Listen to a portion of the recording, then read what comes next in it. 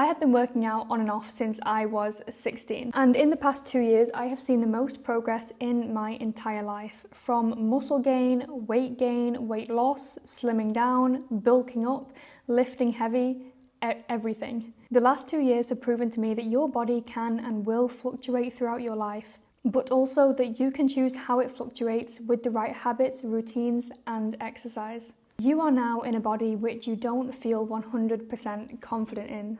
Spoiler alert, you will never feel 100% confident in your body. As I said, your body fluctuates constantly, and especially as women. Here are 12 habits and systems which have made my life significantly better in the past year/2 years. Look, my body isn't even perfect. I don't even know what a perfect body is anymore, but I still want to share these things with you because it's going from a feeling of not feeling healthy to honestly feeling my best yet. And I think you deserve that feeling too. I'm going to mention both physical and mental changes that I have made in my life because don't worry, I'm going to go into the physical aspects and actually getting a nice body, right? Because that is what we all want. But if we are not feeling good internally and we look so good on the outside, then that outside change doesn't even matter if we're not feeling good on the inside. So that's why I'm going to touch on both. And the first thing is decreasing your subconscious stress. This is not hot or cold therapy like saunas and then ice bathing. It's endless emails, it's constant notifications, it's blue light before you go to bed and as soon as you wake up. This is putting your body under subconscious stress, as well as glucose levels, as well as eating coffee, drinking coffee first thing in the morning, or starting your day with something sugary. You're putting your body under subconscious stress, which is hindering you from getting results in the gym because it's keeping you bloated, it's keeping you heavy, it's keeping you lethargic, it's keeping you fatigued. There were simple things like that I made changes of actually only in the past year, and some of those things were having a savory breakfast, buying myself blue light blockers and using those late at night. It was having a wind down routine and a sleep routine, which was very, very hard for me to implement, but it meant that I was sleeping better, and I believe that better sleep equals better waking hours as well. So just relieving the stress from my body, and also not working out when I was fasting. Now, there are ways that women can fast with their menstrual cycle, and I will talk a bit about cycles and menstrual cycles for women. There are ways that you can fast with your menstrual cycle, but for me personally, it was not working because I was already under lots of stress building my company. I was already under lots of stress working in a cafe, building my company, and I was stressing a lot about money during this time. It was like a year and a half ago. So I was already under mental stress and my body was under subconscious stress because I wasn't eating regularly, I was training very hard, I wasn't sleeping enough, I was having like lots of blue light, coffee first thing in the morning. It was all of these things that I couldn't really feel the stress in my body, but my body was very obviously stressed because I wasn't looking my best. I was holding on to weight. My body was panicking for me. And it's amazing that our bodies are only there serving us and they're only there to take care of us, and literally they are trying to keep us alive. Everything that your body is doing is trying to keep you alive, whether it's giving you acne, whether it's making you bloated, whether it's in pain right now, is trying to fight for you. But decreasing your subconscious stress that's in your body, that can even look like people pleasing, living a situation 5 times in your head because you're worried about the outcome. Things like this can really keep you from feeling your healthiest. Weight training. I can't even argue for weight training enough. Like, you can come at me and say that weight training is not for women, but the amount of good that it has done for both my physique and my mental space is absolutely incredible. But that's also because I really enjoy weight training, and weight training is a form of exercise that I love. Finding a form of exercise that you love is really, really key. But the reason why I have the shape that I have now is down to my workout program and my nutrition. Now, to follow both the workout program and to follow the nutrition plan requires discipline, right? So that is the key driver here. And it also requires time management and low stress, etc. Weight training is going to give your body shape. And as a woman, if you clicked on this video because you want your body to have shape, start picking up those weights and start squatting, start doing hip thrusts, start weight training, because this is how you are going to get muscle and this is how you are going to get shape if that is what you desire. Yes, We're seeing all these girls do Pilates, do yoga, and they have big glutes, but look at the timeline, because I've seen so many girls on Instagram promoting like going from weight training to Pilates, and it's amazing, like great. Pilates is also amazing, and like reformer Pilates, things like that. But they have big glutes and they have big muscles, which they would not get from only doing Pilates alone, right? They got that from weight training, and then they transitioned into yoga and Pilates, etc. So they're kind of selling you a false narrative of you can get this body by only doing yoga and Pilates, which is not true. Yes, you can get fit, healthy and strong, and I'm not undermining those types of exercises, but if you want muscle, and if you want, I'm going to say big glutes because I don't know, a lot of people go on about that, but also if you want to be strong, if you want to have biceps, all of those things, pick up the damn weights. Real hydration. Water is not enough anymore, and if you are only drinking water, get a water filter because you probably have fluoride in your water, yay. But electrolytes and actually replenishing your body, especially before and after a workout. I recently started to take electrolytes, and especially when I was in Bali, you know, electrolytes, coconut water, things like that to keep me hydrated was really, really key. It's good for your skin, it's good for your overall body, it's just good for replenishing. And also the times when you are drinking water is actually really important. I don't want to come at you and say that there's wrong ways to drink water, but I do remember seeing a reel on Instagram, which I'll try and put up here, of like the right ways to drink water, and it was so fascinating. And I actually do like follow these rules because I'm just like, well, if I can do it the right way, I may as well do it the right way, right? And I actually trust Radhi, her name is. There are right and kind of not the best ways to do things, and if you find the best way, do the best way. And that for me is drinking water first thing in the morning. I drink hot water, like I drink boiling water with normal water to make it hot. And then I drink electrolytes sometimes throughout the day, not all of the time, and they're usually unflavoured. I do have a flavoured version as well. And I don't drink while I'm eating meals. An amazing friend told me that when you drink when you are eating meals, it's actually harder to digest the food. I don't know the science behind this, but I trust my friend because she did know the science and she told me the science and I forgot the science. I do feel that I digest food very well, and I don't get as bloated as much as I used to. Like my belly doesn't hold on to food as much as it used to. So grateful for that. And maybe that is because I don't drink. I don't drink, like I try not to drink half an hour before and at least half an hour after. You can do an hour. And it's quite nice because then it gives you blocks in the day to drink as much water as possible. And I feel like that helps to not hold on to water retention, which again can show up as weight in the body. So real hydration. Don't get attached to the look of your body, but get obsessed with the feeling of feeling strong, the feeling of being able to lift, the feeling of being able to run. Get obsessed with that feeling and not attached to the looks. Fall in love with the workouts that you're doing. That's why I mentioned it's really important to find workouts that you love doing. And if that's not weight training, then that's not weight training, and that is fine. But as women, we have almost been told to not love and not appreciate our bodies, when that is exactly the opposite of what we should be doing. We should be loving and we should be nurturing our bodies as much as possible. So getting obsessed with taking care of you. Matthew Hussey said something recently which really stuck with me, and it was the fact that your one job on this earth is to take care of you. That is your one job. And you know, so many different categories fall under that. It's financial, it's health, it's family, it's love, all of these things. But that is your number one job. So if you are doing an act, if you are doing something and it doesn't fall under taking care of you and making sure that you are okay, then why are you doing that? More sleep. Now, if you're in the phase of building something, my loves, then I know that sleep is hard. I know that you don't want to prioritize sleep. And I'm all for short-term sacrifice for long-term gain. I am all for delayed gratification. So if right now you have a time in your life where you can't prioritize your sleep, that is fine. But don't make this a lifelong habit. You go through phases. Last year, I was in a phase where I was not sleeping a lot because I was working a lot. This year, I actually sleep a lot, and I cannot tell you how much it has improved my body and my skin and my energy levels. I know that right now you might not be able to prioritize it, but as soon as you can, prioritize your sleep. Better sleep equals better waking hours and better skin. It's been something that has really, really helped my acne, and that is another thing I'm going to talk about. I went to a dermatologist. Go and get specialized help if you have a condition. If you are struggling with acne, go to a dermatologist. If you are struggling with periods, see, a female health specialist. Whatever you are struggling with, try and go to someone who specializes in that, and that is where you will find answers and you will be able to do your research. Now, I don't want to say like go to one dermatologist and believe everything that you hear. I had to go to a few, and it was a very, very emotional experience. But then I found someone who I really, really liked and I really resonated with, and she was amazing, and it helped my skin a lot.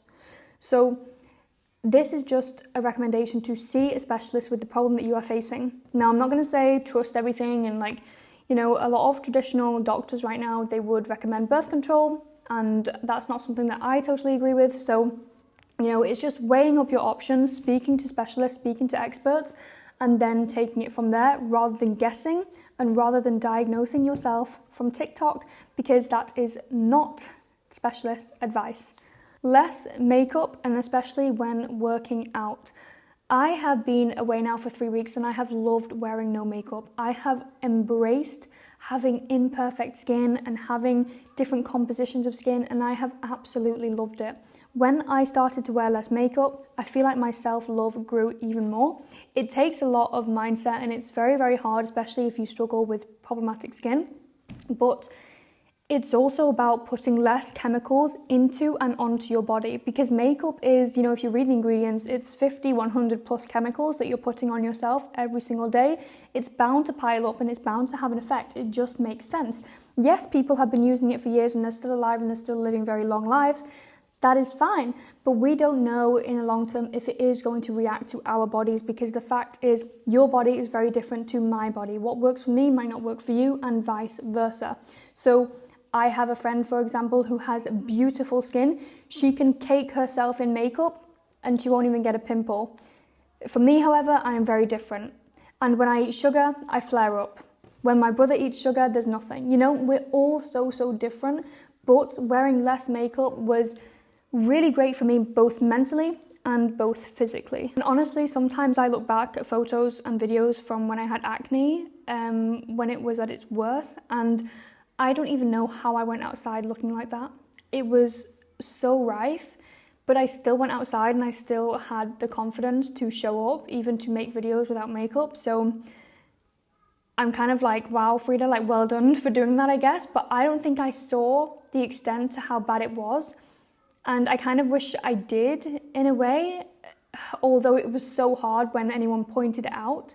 So if you are struggling with acne or skin complications, then I understand, and it's horrible. I know it's a very emotional experience and it's so there and you can't get rid of it. I recommend getting help, asking for help, and as soon as you can, because I almost wish I didn't wait as long as I did. I have a feeling that maybe if I caught it earlier, I would have reduced it from the beginning, or if I just knew natural remedies from a very young age, then maybe I would have been able to reduce the amount of acne that flared up and that came in my 20s, because when I was 21 was its worst, like worst ever.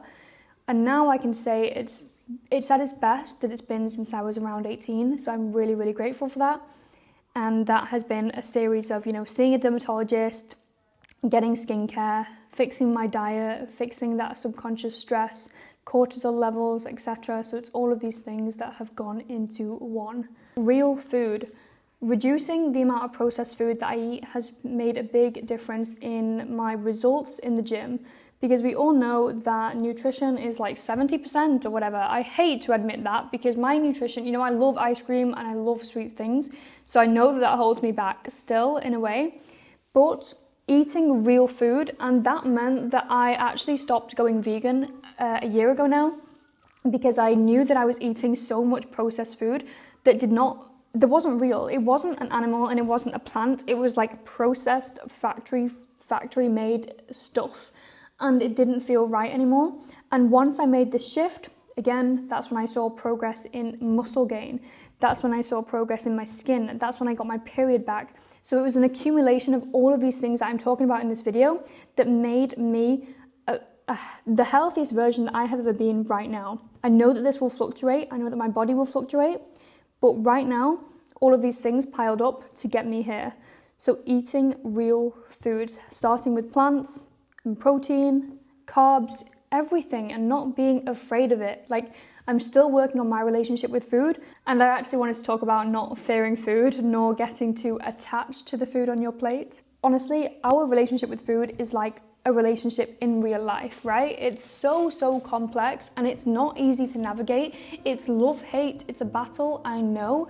So me telling you to not fear food is not easy, but there are things that you can do, such as trying to intuitively eat, really listen to your body, meditate more, get more in tune with your body, journal on food, journal on why you feel that way about food. Was it something that triggered you?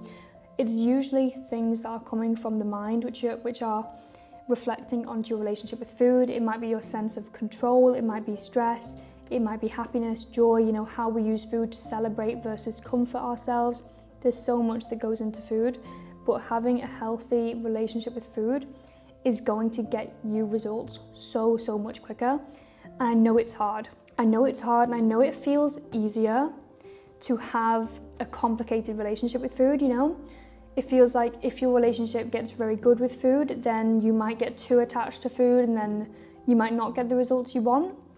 But that's not true, because the better your relationship gets with food, the more in tune you will be with yourself and the better results you will get, because your body will be able to sit at the weight that it is supposed to be at. And that is also a lot of like biohacking content right now. It's like when you are so intuitive and eating what you actually feel like and what you actually enjoy and what you actually know is going to make you healthier, your body will go to a state of its natural composition and how it is supposed to look. Asking for help and letting down your ego. Now, I follow a fitness plan from my best friend. She's absolutely amazing. And as soon as I started to follow a plan, that's when I saw results. 2 years ago, I also started with a fitness app and I saw a lot of results because I was following a program. 6 months ago, I started working with a coach on nutrition and female health. That is when I saw the most results. Ask for help, invest in yourself and drop the ego. It was not easy for me to ask my friends for help when it comes to fitness and when it comes to nutrition, because I wanted to be the person who had it all figured out, who already knew exactly what to do. But the fact is that I wasn't that person and I needed help. So ask for help if you need it. If you do have any questions below in the comments, I'm always happy to help and refer you to anything that I can. But if you know a specialist, just ask. The worst thing someone can say is no, they don't want to help you, which I highly doubt that will happen. Consume the right information, my loves. This made my life better because when I started to listen to people who were doing what I wanted to do and living the life that I wanted, it made it more possible for me. This was a big factor in me quitting my cafe job, starting my own business, running my own business, making enough money to travel and work from anywhere in the world, just because I was consuming information from people who were doing those things. If you are consuming the same information day in, day out of people who don't necessarily inspire you and they're not living your dream life, then it's going to be very hard for you to change your state, to get to a new place, because you're not consuming new, exciting information. I'm going to recommend a recent podcast episode that I listened to. Ali Abdaal did an episode on how to quit your job and work full time in your business. Absolutely incredible. Such a real and raw conversation. And I loved it. So listen to that episode if you like podcasts. Some actionable steps for you now as I've gone through all of my tips. And the number one is savory meals. It's a quick change that you can make. Savory breakfast, actually, starting your day with something savory before you drink coffee. It will change your cravings throughout the day and it will impact your body in so many ways you can't even imagine. The 80-20 rule. Going 100% all in on anything is just going to set you up for failure. So operate at an 80-20 rule and you will see success long term. And that's what we want. We want to be healthy long term. We don't want quick, instant results to then fall back into the unhealthy mindset and body that we had initially. Weight training. If you're worried about gaining too much weight, if you're worried about bulking up, if you're worried about getting too many muscles, girls, that is not going to happen. I promise. You have to be so strategic to gain a lot of muscle, I swear.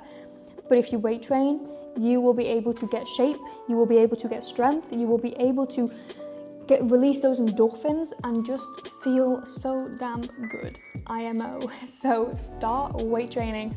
Get in that dumbbell area and don't be afraid of those men because they are more afraid of you, I swear. I hope all of these tips helped and I hope you liked this video. I know I just sat down and I just read through all of these tips because I just wanted to give you everything, and I remember when I wasn't feeling my best and I was just consuming so much random information and nothing helped. So I really hope this can be a video that actually helps you on your journey to becoming fitter, healthier, wealthier, and all of the above.